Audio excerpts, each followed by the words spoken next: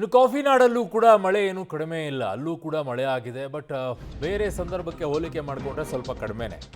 ಅಲ್ಲೋಲ ಕಲ್ಲೋಲ ಆಗಿದೆ ಈಗ. ಸೊ ಉಗ್ರ ರೂಪವನ್ನ ಭದ್ರಾ ನದಿ ಪಡೆದುಕೊಳ್ತಾ ಇರೋದು. ಭದ್ರಾ ಕುದುರೆಮುಖ ಗುಡ್ಡಗಾಡು ಪ್ರದೇಶಗಳಲ್ಲಿ ಭಾರೀ ಮಳೆ ಆಗ್ತಾ ಇದೆ. ಭದ್ರೆಯ ಅಬ್ಬರಕ್ಕೆ ಗದ್ದೆ, ತೋಟ, ರಸ್ತೆಗಳೇ ಜಲಾವೃತವಾಗಿ ಹೋಗ್ಬಿಟ್ಟಿವೆ.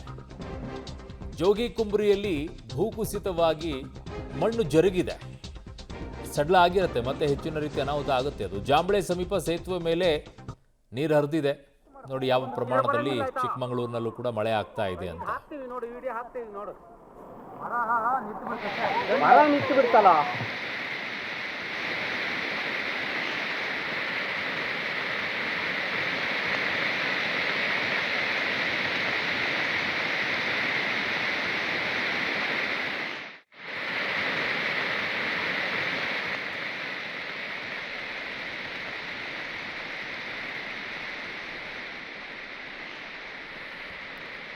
ಸೊ ಮಳೆ ಹೇಗಾಗಿದೆ ಅಂತ ನಿಮಗೆ ತೋರಿಸ್ತಾ ಇದ್ದೀವಿ.